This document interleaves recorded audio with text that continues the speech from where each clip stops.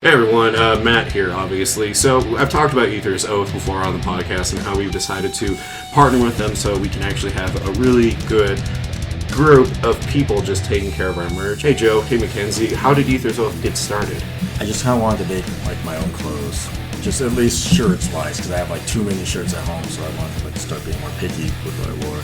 But I definitely wanted to tap into like a music market for like people who are more rock and metal oriented, because I feel there aren't a ton of clothing lines that kind of go with that. And when it comes to designs, Ether's Oath is definitely inspired by gothic, hardcore, tarot, and especially the metal genre as well. Looking at Ether's Oath merch, there's a lot of influence in this.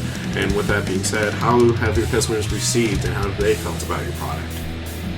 We've had a couple drops so far, and our initial one, everyone was really drawn to it. We dropped a tarot card of our face of Ether's Oath, which is Ether herself, and she's our Reaper. And people have really enjoyed it. We have gotten lots of feedback as far as what people would like to see, what type of merch for both men and women, and it's been really exciting so far. And a lot of people have been asking more about what we're having for the future and what's coming up.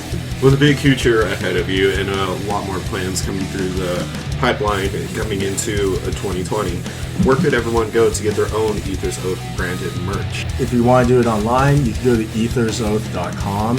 It's AETHERSOATH.com. We have all of our products up there, from stickers, posters, to shirts. Right there, girls and gals, we decided to team up with Ether's Oath because they not only care about what they're doing and their products, but they care about the people that they take care of.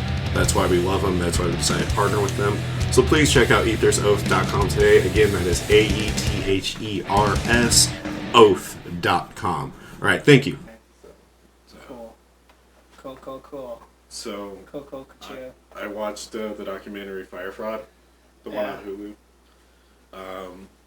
And man, that was good. it's like the one time that I'm glad that like my income is like lower to like somewhere in the middle class.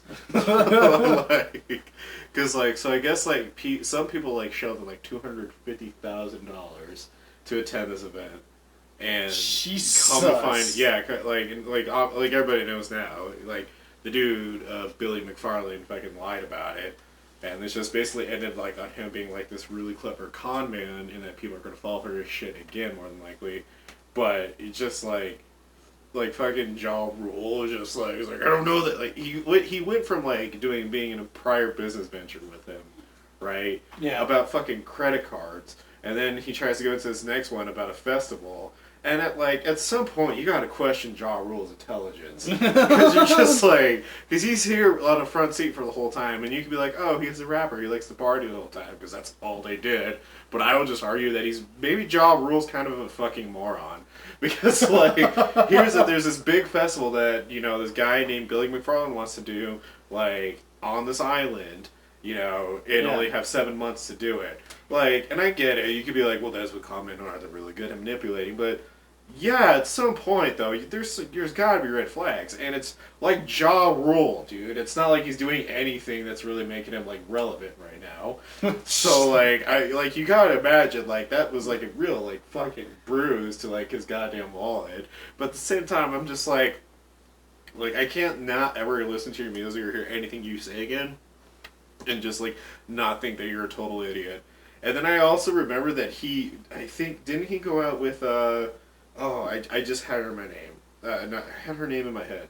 No, didn't he, like, date J-Lo at some point? Or am I just, like, totally mistaken? Ja Rule? Yeah, I could be mistaken. Whatever.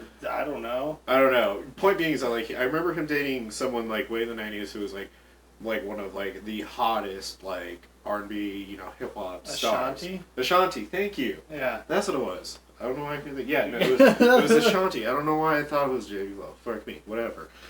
Point being, so like he dated Ashanti, and you look at Ja Rule, and you look at Ashanti, and you're just like, all right, Ashanti's definitely the better looking. And like I just think about it, man. And I'm just like, where is his fucking intelligence though? Like, I don't know, man. I don't know. I know it's really weird, but I just got really bored at some point with the documentary, and I just went off on that tangent in my head. And I feel like I really need to share it, just to. And like, I don't know if my whole point is that I think Ja Rule's an idiot, or I think everybody who invested in fire fraud's an idiot. All I know is like, how can you shell out $250,000 and just like come back from that? And like, that blows my mind. I was gonna say, what did Ja Rule ever do to you, dude? Like, fuck, that was just. He's just such an idiot. Like, God, okay. like I don't hate the dude, but like, I don't admire him, that's for sure, but I definitely don't hate him. I just like, and besides, what is he gonna actually hear this? I mean, it'd be kind of fucking funny if John Rule actually did catch wind of this goddamn episode. He's like, look at these fucking motherfuckers, these idiots, this one bitch doesn't even know what he's fucking talking about. He thinks he's funny, he's not goddamn funny, he's funnier than him. It's just like, I'm just thinking like the worst shit he could say, and then I can just be like, look man, publicity's publicity. We're the podcast that Ja Rule hates. So there you go. I could just imagine this too. We like start getting like, so I could just imagine it would be Harrison to tell us too. It would be Harrison would just send me a link in a text message, like to both of us. And he'd be like, Harrison, I'm out. I'd be like, Harrison, I'm at work. I can't look at this. What the fuck's going on? And he'd be like, no, you gotta fucking look at this. More than likely, Harrison would try to do it, but it would be James that sends it, and you'll see that James is well, see, Harrison would be telling me just to watch it, but James would just tell me. He'd be like, Harrison would be trying to convince me to watch this video for like over an hour, and you know how I am. I'd be like, no, fucking just tell me. And he'd be like, no, just watch the movie. Come on, Cody, fucking let me have this cool moment. This is gonna be awesome. And Harrison's like getting into it, and then James would be like, hey, Ja Rule is shitting on you.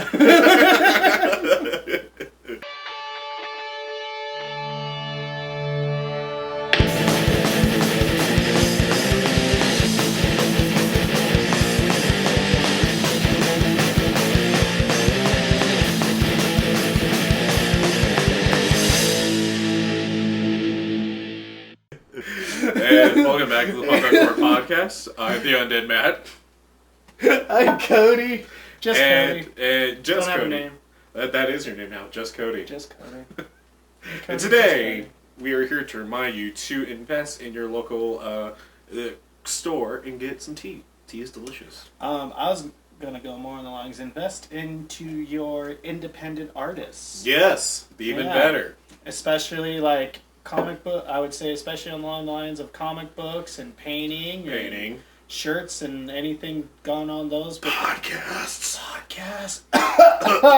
Nothing on iHeartRadio.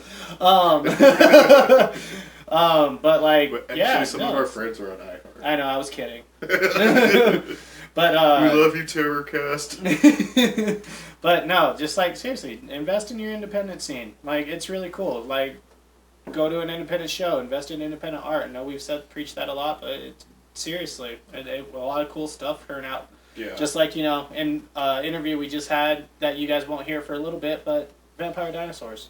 Vampire. That has not been in any mainstream thing I've seen yet.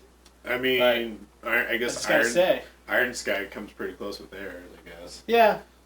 Aren't Nazis and vampires the same thing, really? Basically. Yeah, basically. I mean, they're all about pure bloodlines, you know, one specific species. You know, a bunch of our listeners who really love vampires and go, fuck yourself, man. Case in point, the Underworld series. I'm just saying. They were all about, because they were wanting to get rid of a certain species. The werewolves were the Nazis. And the vampires. No, it was just the werewolves. But it was like Nazi versus super Nazi. Okay. I was it was like an army of regular Hitlers versus an army of mecha Hitlers. Okay, because I was like, they really did in the fourth one. The fourth one. After like the main story arc or whatever, where you were like following the love life or whatever. Selena. And then it was this one where like you think all the lichens are gone and stuff, but like she ends up finding this lichen laboratory, and one of them is. Wink, wink, not Gerbil. Like, with his portrayal, so. Well, either way, talking about things that hate things and things that love other things, we're going to jump into the segment. We love. Going to jump into things that we love and hate this week. Yeah.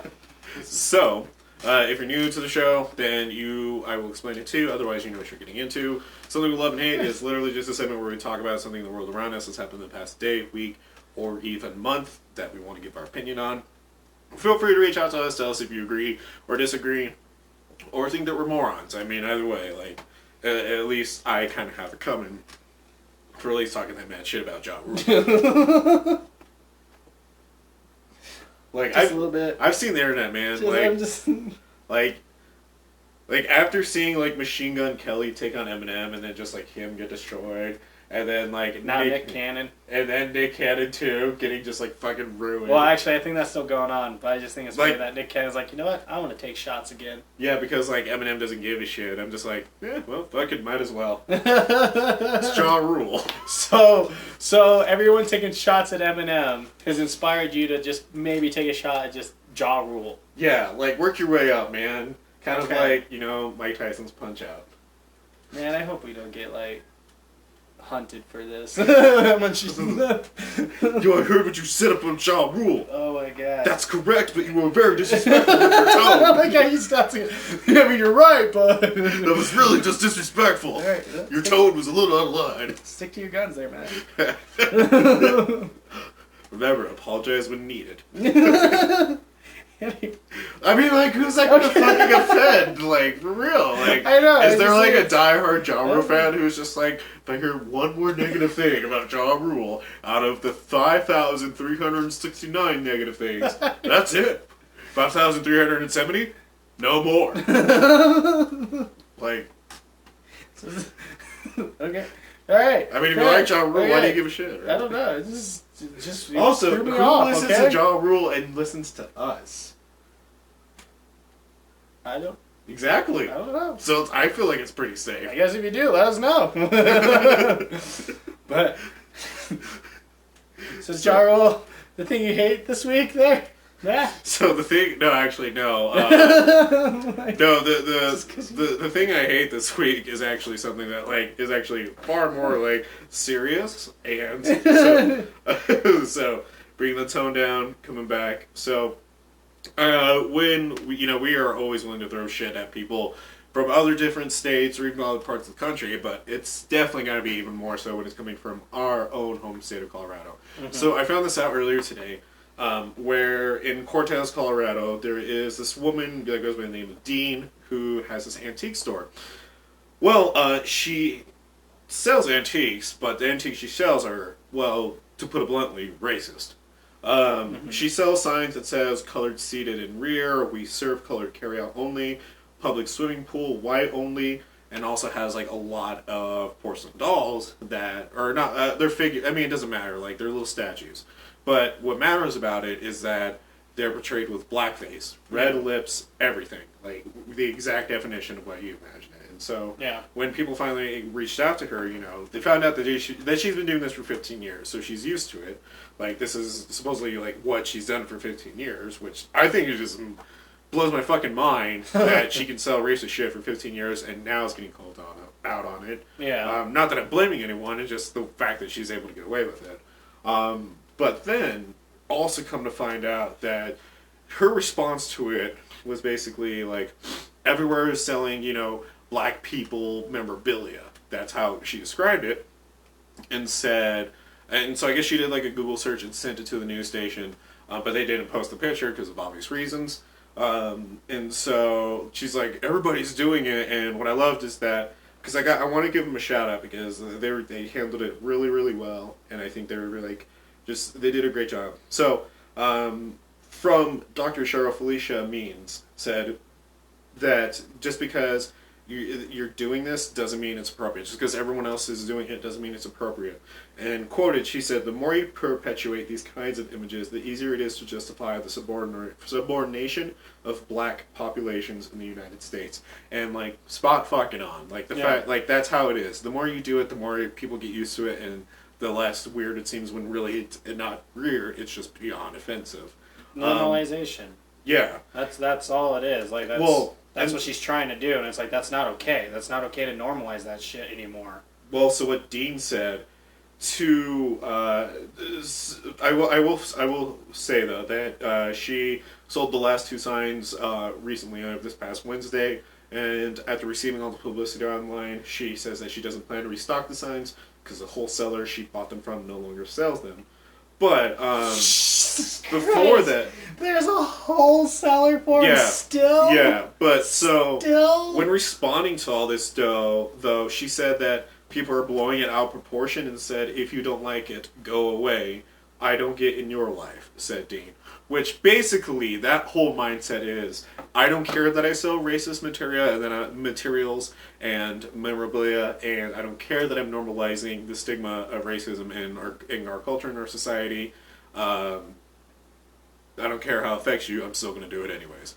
And it's just, like, that's, and yeah, obviously I'm putting words in her mouth, but if she's going to go off the deep end and sell this type of shit, drives me crazy. I mean, I mean, keep in mind, I'm not African American, so I can only like sympathize to an extent being Native and Latin American.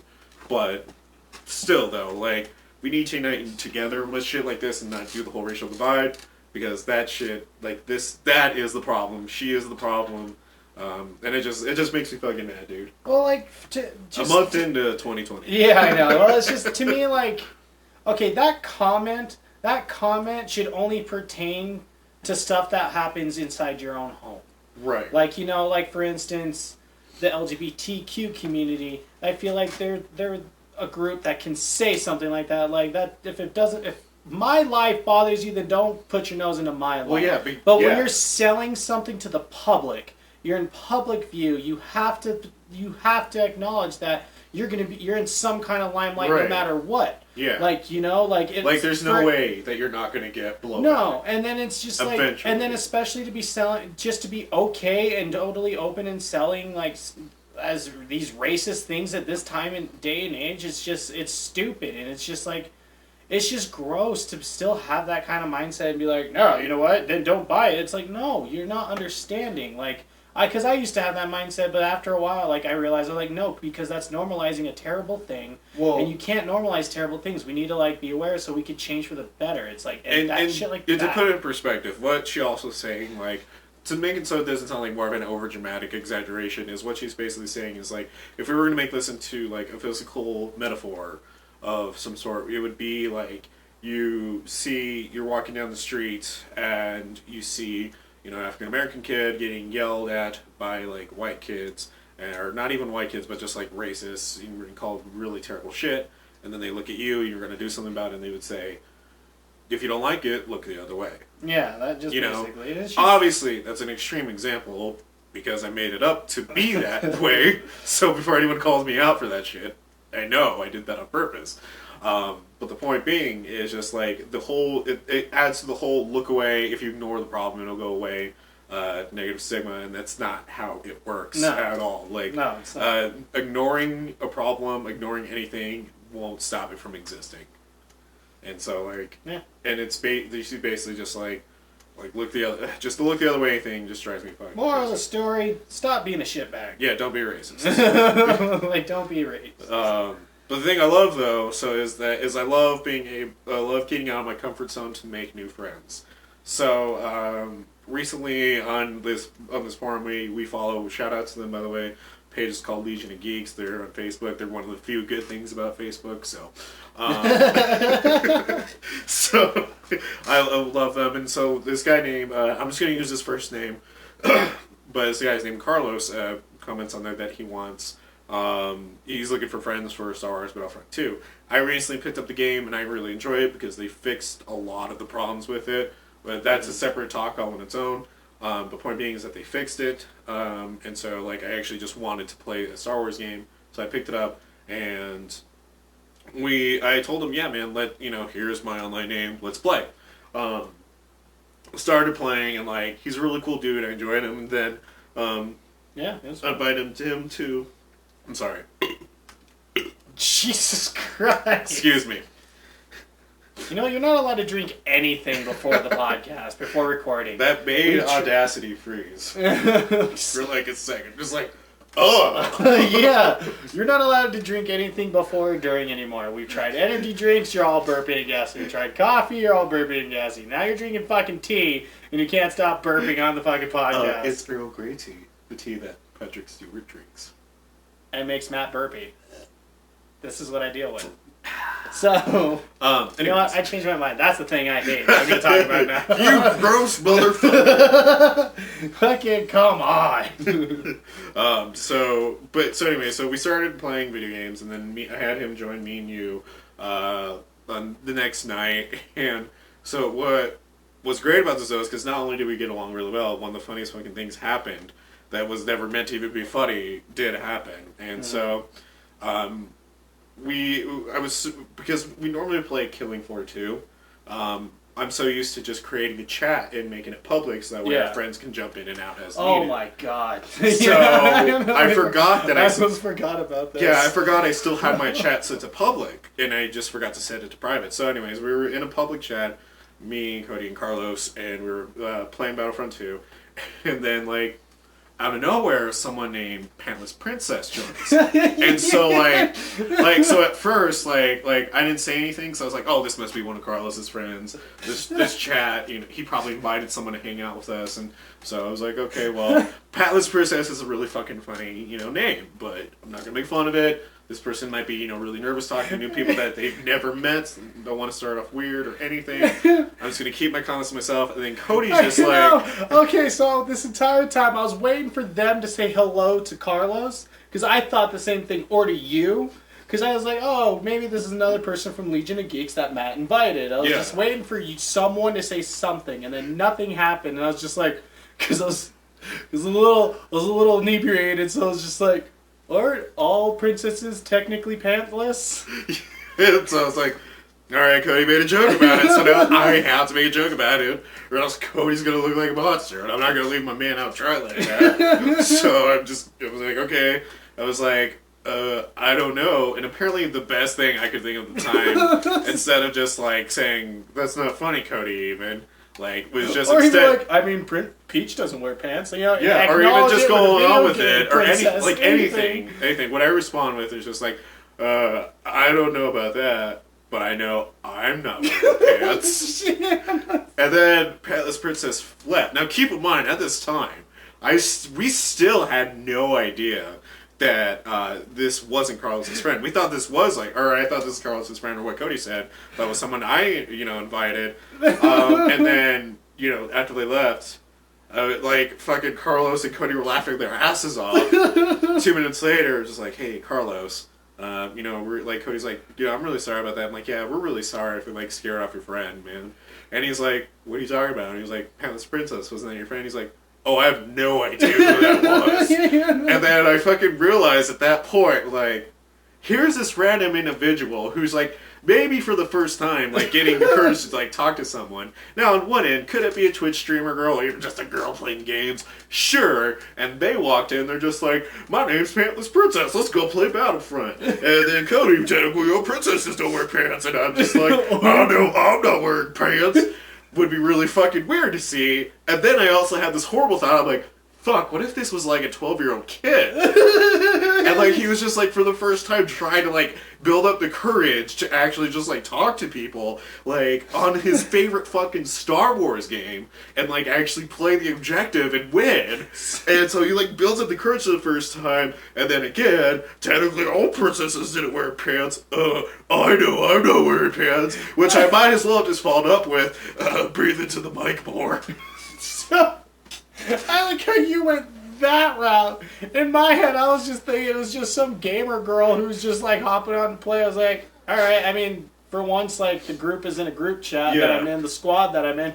Cool, maybe we'll be a little more strategic. And then you hear me like, technically aren't all princesses pantless? And then you go, I know I'm pantless, so she's probably thinking, God damn it, fucking fuckboys every goddamn time. And you're thinking like, oh my god. I got really paranoid about it, man. And I was mostly thinking like, fucking fuckboys every time, and then they. I got really paranoid about it. I started overthinking it so hard. I'm just like, because I'm just like, the possibilities are endless. It could have been even some like 45-year-old dude who wants to see for like cool guys. Like that would have been like the least offensive part. Oh no, just some like gay dude talking about pants not being on. Or I don't know. Okay. So yeah. And then what you know what made it even fucking funnier? Is that we didn't realize that the chat was public till another person jumped in. Hold on, that's going to be a part of my things that I hate. I changed it because that reminded me of what I actually did hate this week. Okay. So that's what I love and hate. Cody's hate. So if you're jumping into my love and hate, is in the same night another person walked in, and I don't remember his name whatsoever. It was like Fishy something. Oh yeah, Fishy whatever. But I just remember we're like, all right, cool, and we're going to start playing, and he just goes, hey guys, I just want you to know that I'm not racist. And like the second I heard that, because I already knew it was public, like at that point, right. I was just like, oh, this is public, because I put 2 and 2 together, like after we all laughed when he's like, that's not my friend. I was like, oh, that was in our squad. That makes sense now. Why this motherfucker just joined us and I'm not racist. And I was like, oh my god. So the thing I hate are you people that are baiters. I hate you so much. So much. Doesn't matter on what platform. I hate you troll baiters. Because it's the worst fucking way of trolling. Because you'll jump in and you ruin any conversation because you don't let up even when you're not acknowledged about it. And it just pisses me off so much because it did ruin like the match we were having, in my opinion, because it was such a good... We were having fun. And then, of course, you know, when someone just jumps and goes, hey, I'm not racist. And then we commented about, we said something, we were just talking about something else because we didn't want to acknowledge it. I knew exactly what was going to happen. And then he goes, oh man, that's cool. It's like that one time I wanted to beat the fuck out of this I'm not racist. Yeah.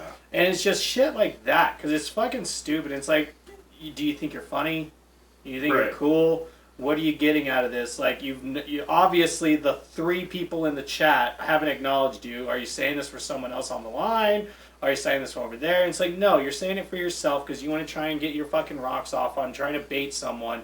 You go, oh my god, you're not racist, you piece of shit. Leave and then probably ban them or report them. And you're the worst kinds of trolls because it's stupid. Like, just fuck off. Just either have fun, enjoy the game, and maybe talk to new people and maybe make some online friends like me and Matt just did with Carlos.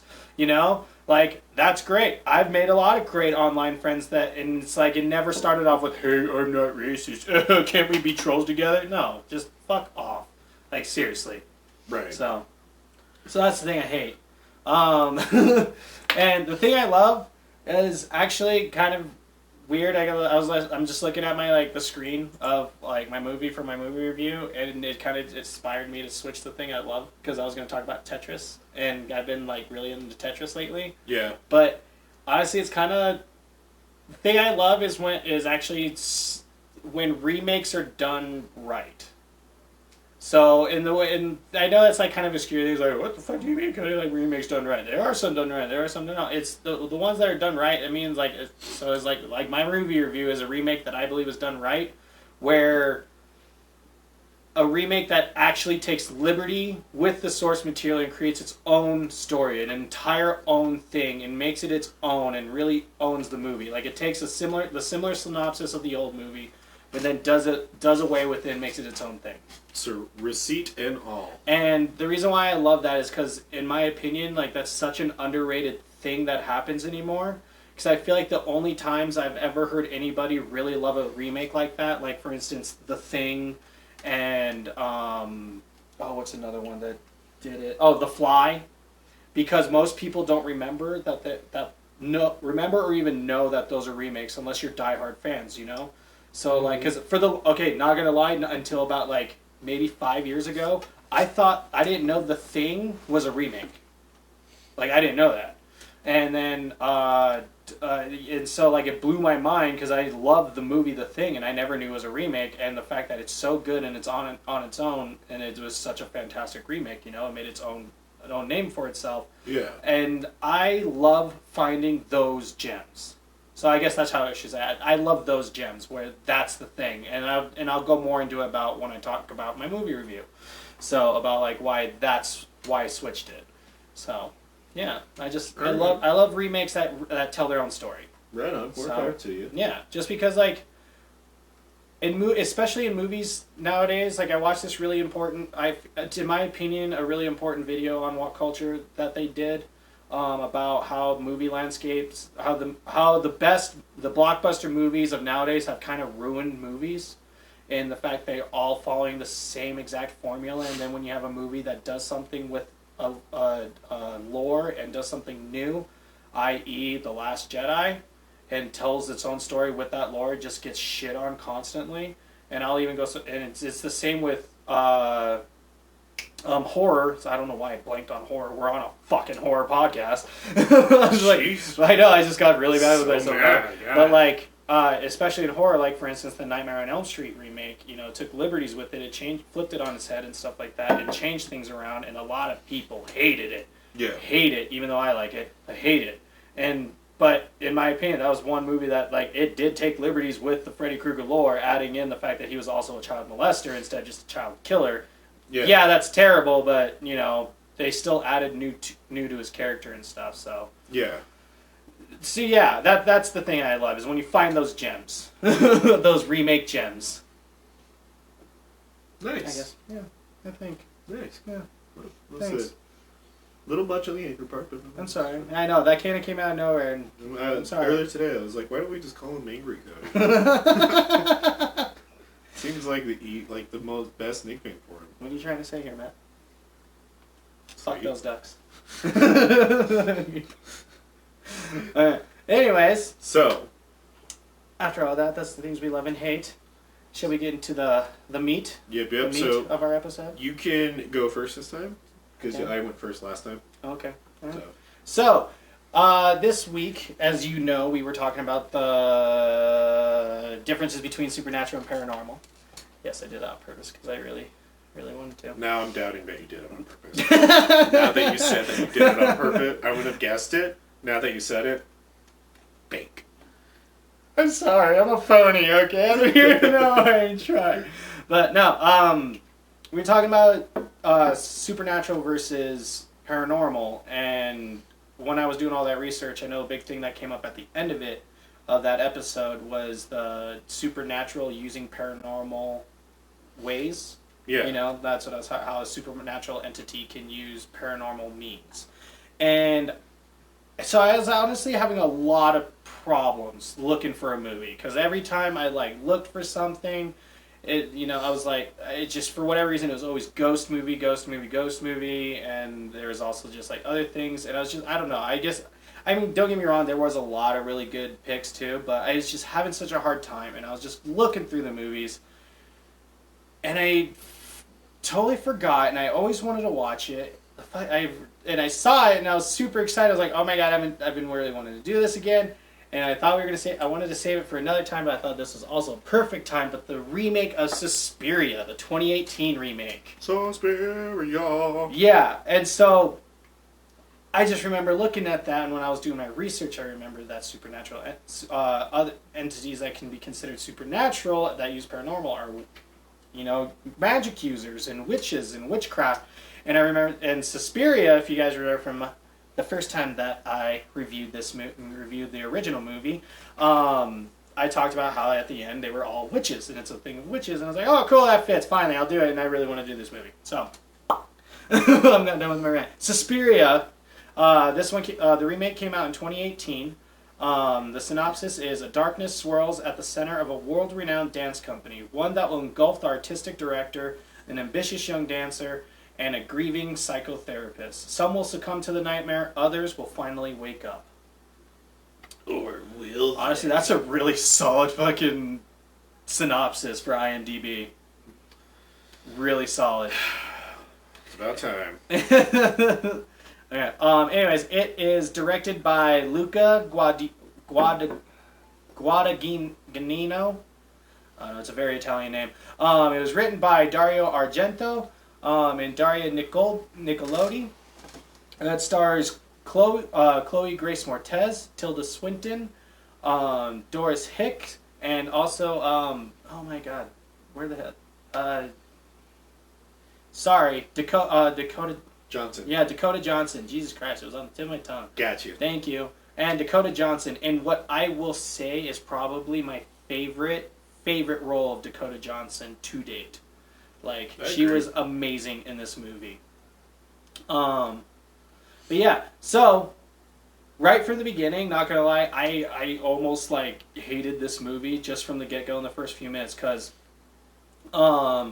they already blow the twist. So if, again, from the first movie, you don't find out that the whole entire dance studio is a coven of witches until the very end. You know, that's the big twist in the first movie, and then they drop it in the very beginning.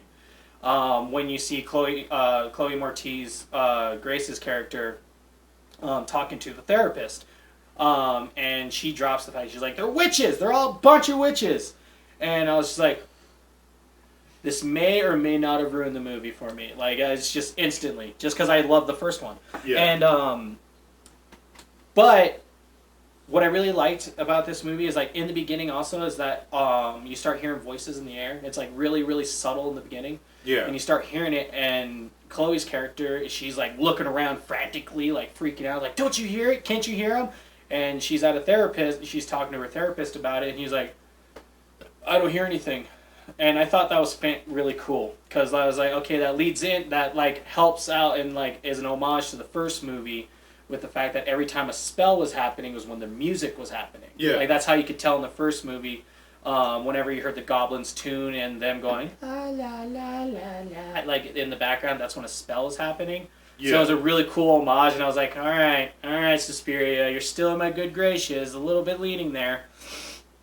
And so I thought that was fantastic. And then when they started showing some of the like flashbacks that our main character Susie has, so there's this really cool way that the music in this movie, just like the first one, is fantastic. They do such a great job with the music in this movie, and so much so in just the beginning, because there's this wheezing, and then you see like this dying woman. She's, that's where the wheezing's coming from. Yeah. And her wheezing's actually the beat to the song that's playing, and they do it really, really good. And just everything you're seeing through the movie while you're hearing the wheezing and the creepy atmosphere and the music going on, it just adds so well. Like, this movie starts off really, really great and just adds the creep factor, and I love it. And it continues out through the entire movie.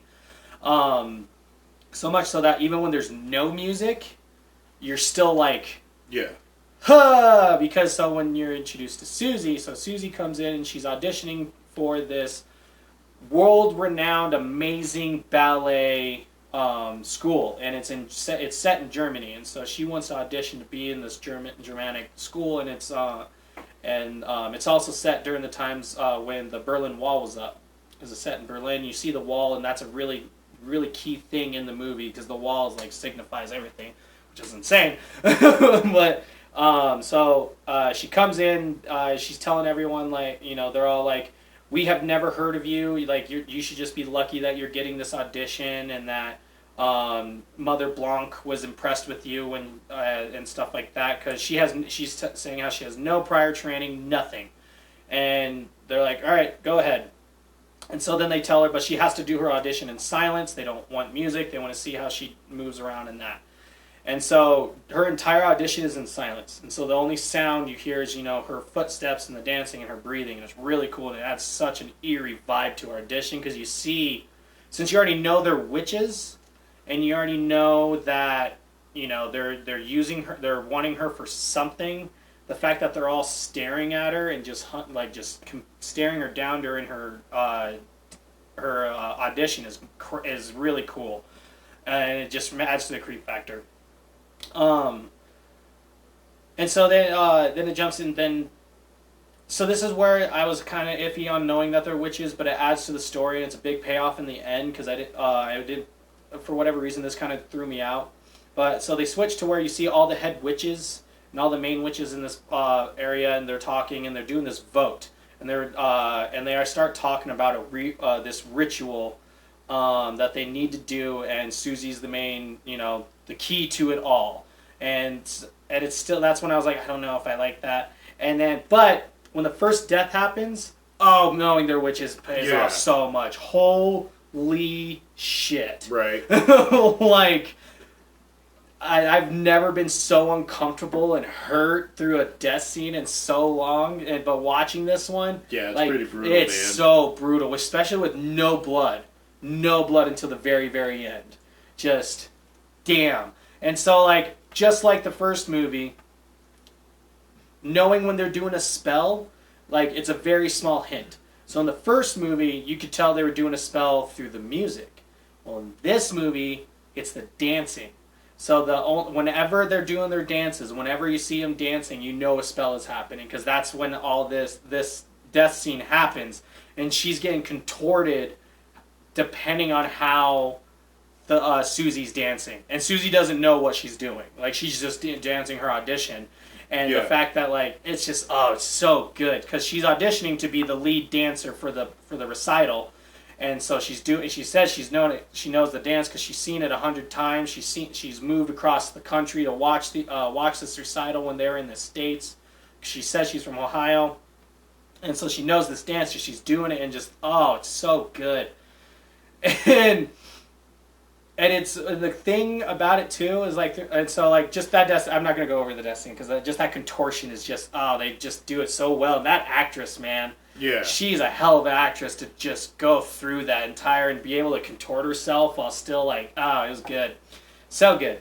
And so small things that happen throughout the movie that I really liked is seeing Mother Blanc, which is Tilda Swinton's character, casting small spells on Susie throughout the entire movie.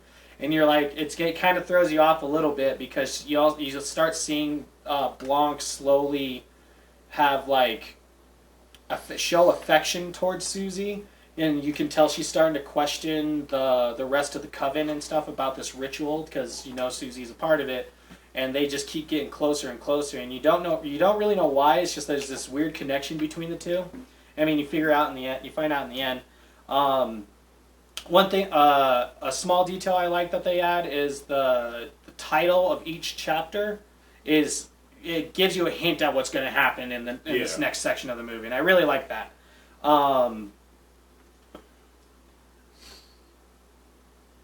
Okay.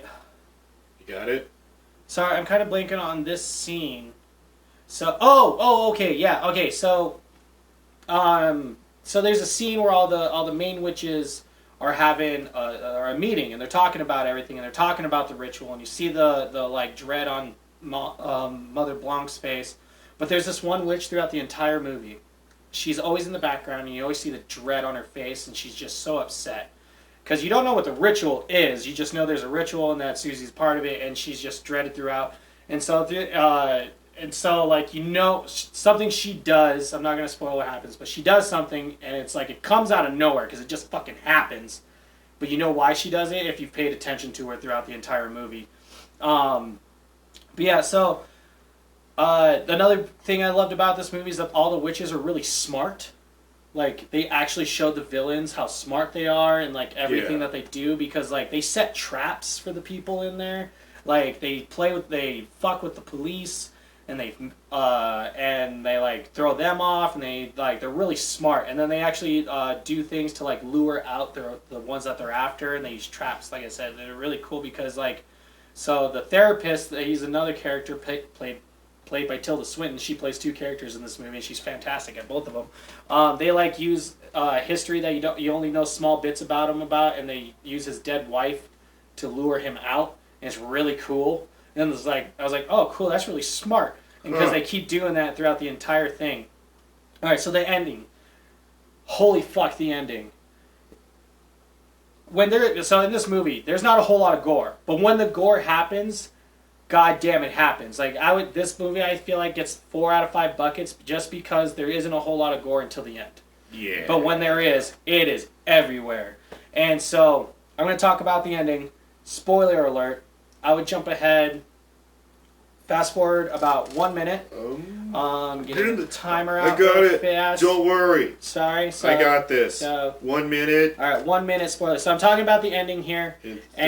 Hold on. So I'm going to be talking about the ending. My bad. If you don't want the ending spoiled, because I was going to base whether I like this movie all about the twist in the end, because it had to be a twist. They already ruined the twist about the witches in the beginning. Since that was the twist in the first movie, I wanted to know what the twist was, and holy fuck does it pay off. So, spoilers in 3, 2, 1, go. Okay, so at some point Susie figures out that everyone's a witch, and you're like, okay, like, because they start talking about the ritual with Tilda Swinton and Susie, and they start hinting, and then you see like how Susie gets real close to the floor. There's this demonic hand that comes up, and so you find out that the ritual that they're doing is that they're going to sacrifice Susie to Mother Margot, who's the other witch that they keep talking about, because Blanc and Margot are fighting for the head witch spot, and so Susie's supposed to be sacrificed to her, but then Susie like flips shit on its head. Yeah. And she goes, I want this to happen. She tells Tilda Swinton, Madame Blanc, and before Madame Blanc can stop the ritual, she gets killed. And then Susie goes, I am Mother Suspiria. I'm taking all your powers away, because you are my children and you fucked up. And she murders fucking everyone except for a small handful of witches, and it's just holy shit. Right. And like it is just blew my mind. Okay, I didn't like I spoiled the twist. Spoilers are over. Yeah, spoilers are over. I spoiled the twist, but I didn't go into too much detail about what actually happens at the end, because you have to see it. Like, it's just so good. But it definitely went into it enough. Yes. And so the twist, and the cool thing about the twist is, like, you do see, once I saw, like, after it happened, I was like, holy shit, there's small hints to it throughout the entire movie.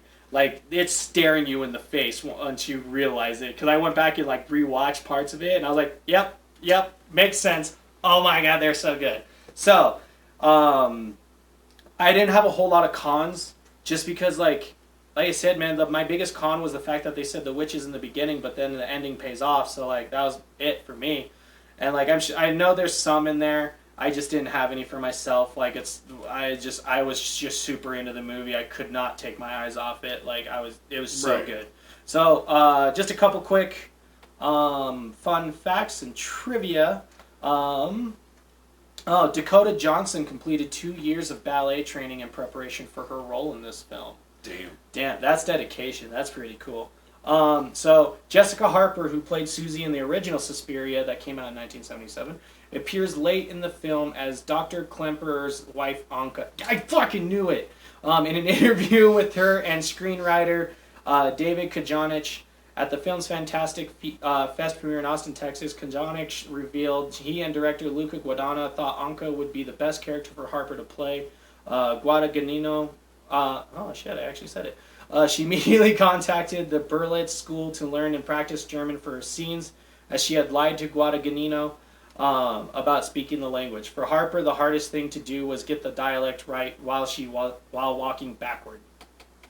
Then, unlike the original film, which uses exaggerated colors, Guadagnino conceived Suspiria as winterish and bleak, absent of primary colors. So, yeah. Did you have one you wanted to read? Yeah, it's somewhat a spoiler, but not a really big one.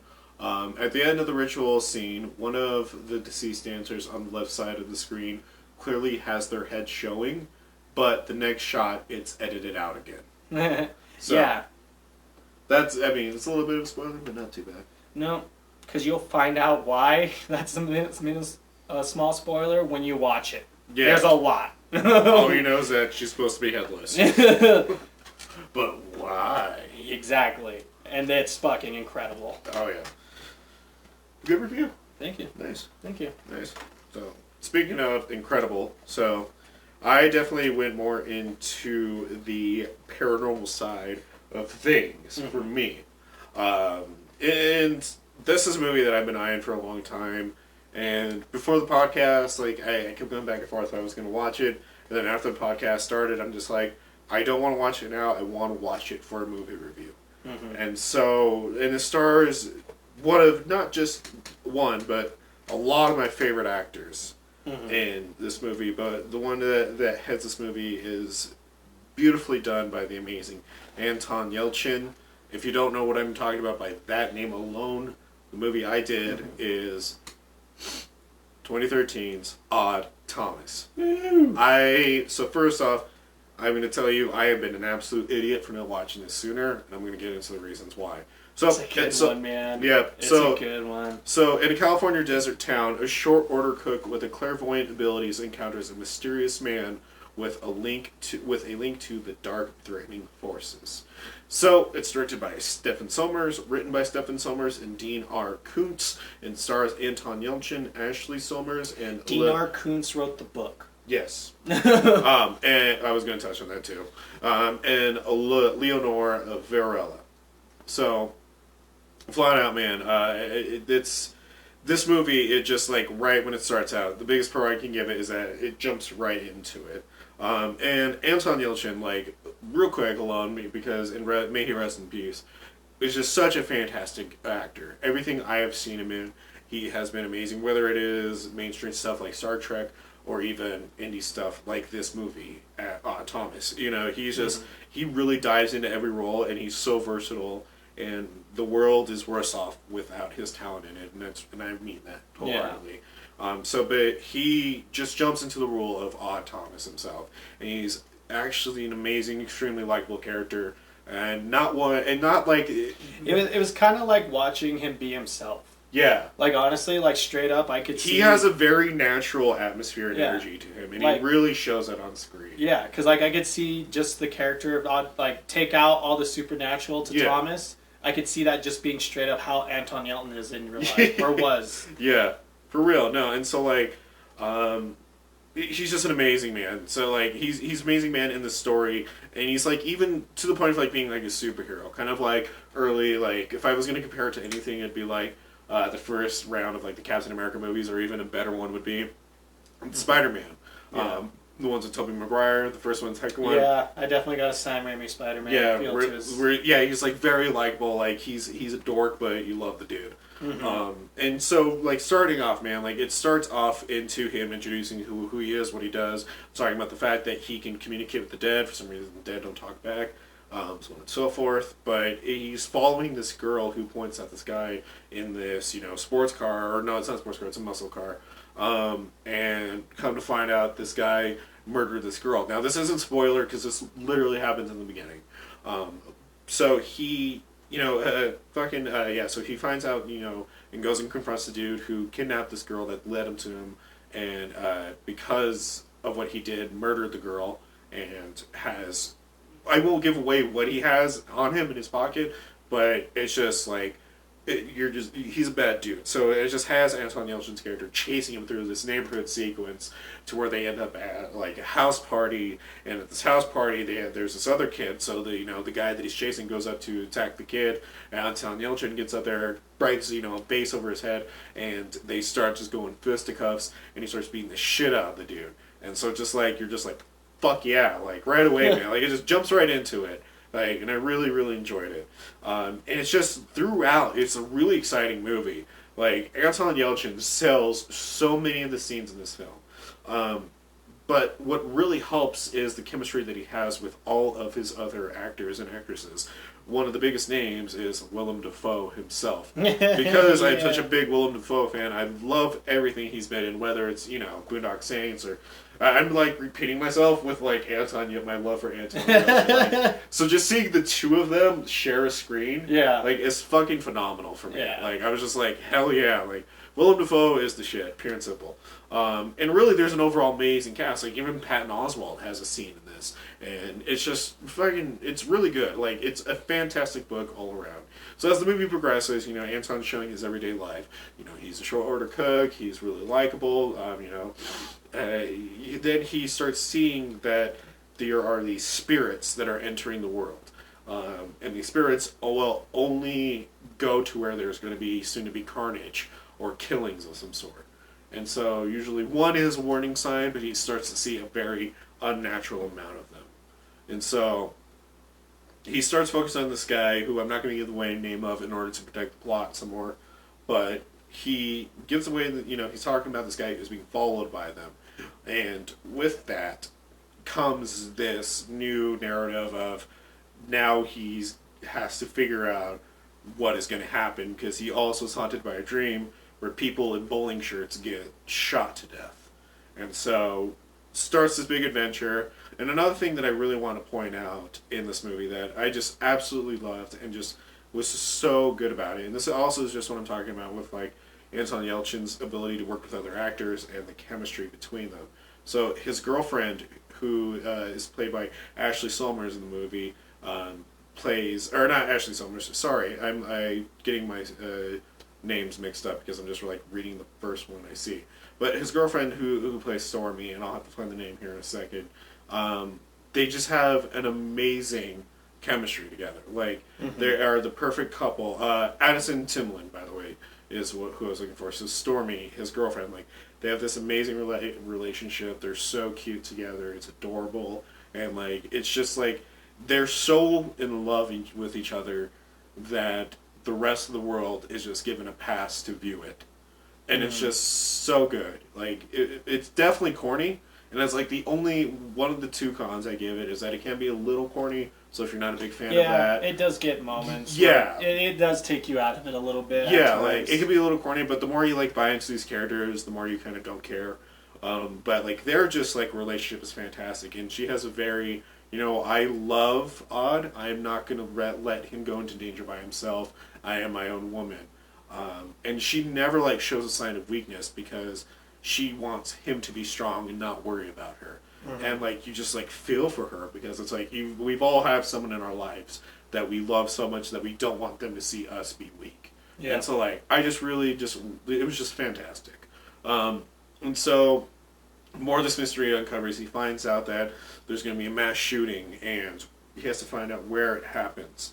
And so before I get to that point, it has this like really, really good 90s aesthetic the entire time. Like there's just a lot of like right amount of corny humor but likable characters, drama, and like enough to move the story forward that is straight from like a 90s movie. And I really loved it for that. Like normally that's like would give it a bad kind of like taste, but I think it really helps it in the overall case for it. And it's just a fantastic story. Like it's really well told overall. The plot line's amazing. Everything that happens within the story is great. The only other con I'm going to really give it is that it does lack a little bit on the effects side. One example of this is there's a scene where him and Stormy go up to the top of this church to be alone. Yeah. But you can tell the skyline is on a green screen or a blue screen. Yeah. And you can just tell it was added in. Now, I'm not gonna like make it like that's throughout the movie. Like even the CG for like the spirits, the ghosts, the monsters, the ghouls are fairly as well. But like it's overall like it's not terrible. It's just you notice it. So, but it's definitely something that you can easily overlook. Yeah. But so it just has such an amazing story that I'm going to talk about the end, and I'm going to give myself about a 2-minute spoiler warning. So if you don't want to hear the spoilers, skip forward in the video 2 minutes or skip forward in the audio 2 minutes. So I'm going to be doing that in 3, 2, 1, now. Okay, so what ends up happening is that he finds out that there's going to be this mass shooting at this mall, and he's uncovering who's doing all this, and to stop one of the gunmen that finally that weren't stopped in time, who starts shooting their gun, finds out that his girlfriend is also in this mall because he remembers that she works there. She works at this ice cream shop. So he goes to go save Stormy.